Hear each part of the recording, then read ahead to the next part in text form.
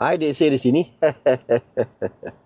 Menyandarkan prestasi kita ketika Negeri Sembilan ini diurus takbir oleh Barisan Nasional. Dan kita dapati selepas daripada itu selama 2 penggal keadaan amat berbeza dan prestasi tidak sebaik sebelum itu, walaupun kita lihat bahawa GDP ataupun KDNK berkembang kepada 4.6% di Negeri Sembilan. Namun purata GDP peringkat nasional adalah 5.2%. Dan kita lihat perkembangan di Johor umpamanya berada pada tahap 8%. Artinya Negeri Sembilan berada di bawah purata nasional. Kita lihat di Negeri Pahang juga, ya, dari segi kutipan hasil dan juga GDP-nya melebihi daripada Negeri Sembilan. Wow. Ahmad Zahid Hamidi, Timbalan Perdana Menteri mengangkat Presiden UMNO, mengangkat pengurusi Barisan Nasional. Sekarang ini dia dah jadi pakar ekonomi. Saya pun heran tuan-tuan, dia Ahmad Zahid Hamidi ni saya pun tak pasti, beliau ni sarjana dalam bidang apalah. Mungkin dalam bidang politik, tapi saya tak pernah tengok lah dia punya tesis. Kalau tuan-tuan nak cari pun saya rasa tak jumpa lah, tak tahulah. Boleh pergi di UPM untuk bertanya mengenai repository dia punya tesis. Kalau boleh saya pun nak baca juga, macam tesis saya, insyaAllah tuan-tuan boleh pergi ke library AAU nanti. Cuma sekarang ni belum di-upload lagi kerana saya masih lagi ada sedikit pembetulan dari segi formatting, tetapi dari segi tamat pengajian saya dah tamat. InsyaAllah bulan 10 ini saya punya konvo. Okay? Berbalik kepada apa yang diperkatakan oleh Zaid Hamidi dengan mengatakan yang semasa pemerintahan Barisan Nasional, khususnya di zaman Tok Mat, BN menunjukkan prestasi pentadbiran dari segi ekonomi, dari segi pelaburan yang cukup hebat lah, berbanding dengan 2 penggal yang dipimpin oleh menteri daripada Harapan, iaitu PKR Datuk Seri Aminuddin Harun lah. Saya secara peribadi saya tak rapat sangatlah, dan saya kenal beliau semasa kempen pemilihan Kongres PKR, di mana beliau sering bersama-sama dalam kempen hero. Saya pernah bercakap dengan beliau, tapi tak lama lah. Tapi masa dia kenal saya, siapa tak kenal dia sih. Cai. Jadi berbalik kepada apa yang tuan-tuan dengar dalam dalam video tersebut,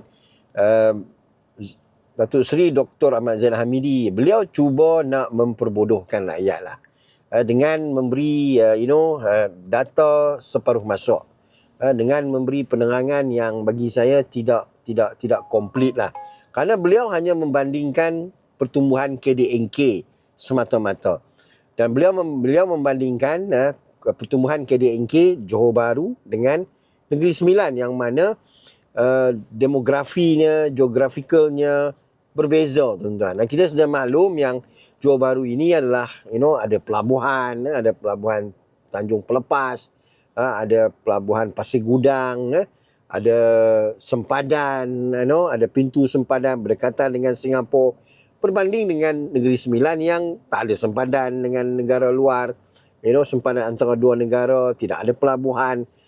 Tapi Negeri Sembilan mencatatkan pelaburan yang cukup besar juga, hampir 50 bilion. Kalau nak bandingkan dengan Johor, 150 bilion. Tapi kalau kita nak membandingkan dari segi kelebihan yang ada pada Johor Bahru, khususnya dengan kelebihan yang berada di Negeri Sembilan, khususnya Seremban Port Dickson, bagi saya itu benda tak boleh diambil kira sepenuhnya. Kenapa saya cakap begitu? Ialah Zaid Hamidi mengatakan yang pertumbuhan Johor, kerana Johor biasalah tuan-tuan ditakbir oleh Barisan Nasional. Jadi dia kata pertumbuhan KDNK di Johor adalah 8%, manakala pertumbuhan KDNK di Negeri Sembilan hanya 4.6%. Dan dia membandingkan pertumbuhan KDNK iaitu purata nasional iaitu 5.2. Bagi saya Negeri Sembilan tak adalah teruk tahu mana. Dia 4.6 dengan 5.2, hanya kekurangan 0.6 saja. Wow, sarjana. Saya boleh bercakap dalam bidang ini kerana saya adalah sarjana dalam bidang pentadbiran perniagaan, business admin dalam bidang leadership. Tapi saya belajar benda-benda ini, economic, marketing, accounting, entrepreneurship. Sepanjang saya belajar daripada diploma, sarjana muda, sarjana kejuruteraan, lepas itu PhD dalam bidang pentadbiran perniagaan. Jadi saya rasa saya layak lebih lagi lah daripada Zaid Hamidi. Jadi kalau kita nak membandingkan KDNK saja tak betul tuan-tuan. Itu yang saya kata tadi. UMNO ini mereka cuba nak memperbodohkan rakyat. Okey. Kita lihat KDNK di pertumbuhan KDNK di Johor adalah 8%, pertumbuhan KDNK di Negeri Sembilan adalah 4.6%. Sebenarnya kita kena melihat dari segi median gaji. Median gaji formal, maknanya bulanan untuk kedua-dua negeri. Kita juga harus melihat median pendapatan isi rumah, median. Dan kita juga harus melihat purata pendapatan isi rumah antara kedua-dua negeri ini berdasarkan pertumbuhan KDNK. Okey, saya nak bagi tahu. Jadi benda ni fakta tuan-tuan. Saya kena bagi data sikit lah. Semua mana boleh saya nak ingat. Jadi kita harus melihat dari segi median gaji formal. Kalau di Johor pertumbuhan KDNK-nya 8%, maknanya median gaji formal di Johor hanya bernilai 2,982. Manakala pertumbuhan KDNK di Negeri Sembilan hanya 4.6%, median gaji formalnya adalah 2,664. Hanya beza RM318 sebulan. Bagi saya, it's okay lah. Kerana kalau duduk di Johor Bahru dengan duduk di Seremban, beza tu kan. Johor Bahru dengan Port Dickson, Johor Bahru dengan Labu, dengan Sendayan, dengan Rembau, Kuala Lipih berbanding dengan Johor Bahru. Kalau kita ikut mediannya, banyak yang boleh dibelanjakan di Negeri Sembilan. Ini Zaid Hamidi dia nak memperbodohkan rakyat. Lagi satu mengenai orang kata apa? Median pendapatan isi rumah berdasarkan tahun 2024. Yang tadi itu median gaji formal 2025 berdasarkan data terkini daripada DOSEM. Reti ke DOSEM? Saya rasa orang kampung tak berpandai tu. DOSEM ni adalah Jabatan Perangkaan. Kita kena bercakap dalam bahasa orang luar bandar, orang kampung. Jadi mereka faham. Jadi kalau kita melihat daripada median pendapatan isi rumah berdasarkan pertumbuhan KDNK 8% di Johor.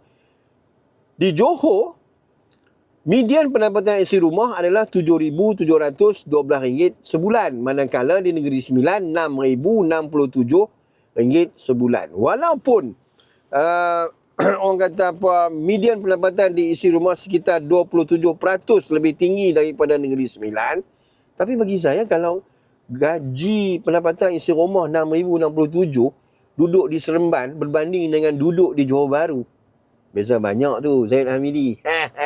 Jangan kita nak memperbodohkan rakyat. Lagi satu, kita harus melihat juga dari segi pendapatan isi rumah. Okey, ini berdasarkan data DOSEM bagi 2024. Walaupun pertumbuhan KDNK di Johor adalah 8%, pendapatan isi rumah Johor adalah 9,484. Manakala di Malaysia adalah Malaysia 9,155, itu pendapatan median lah. Okey, tapi bagi Negeri Sembilan RM7,305 berdasarkan 4.6% pertumbuhan KDNK. Saya okey lah mah. Kan? Duduk di Seremban 7,000, duduk di Seremban di Rembau, Kuala Pilah. Cai betul. Ini yang saya kata Zaid Hamidi ni, dia nak menunjukkan yang semasa Tok Mat itu cukup hebat lah dari segi pertumbuhan ekonomi KDNK. Tapi masa Tok Mat itu dia tak sebut.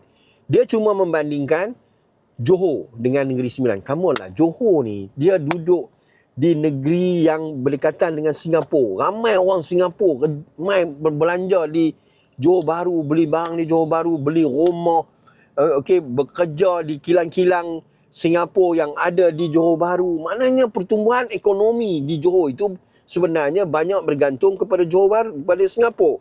Dan yang sekarang ada pula Johor Singapore Special Economic Zone, Johor Singapore GSSEZ, yang diilhamkan oleh Datuk Seri Ramli, tetapi ramai yang nak dapat kredit.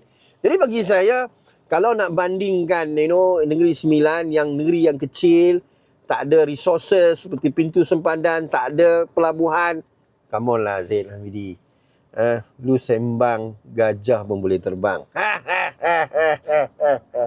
Cai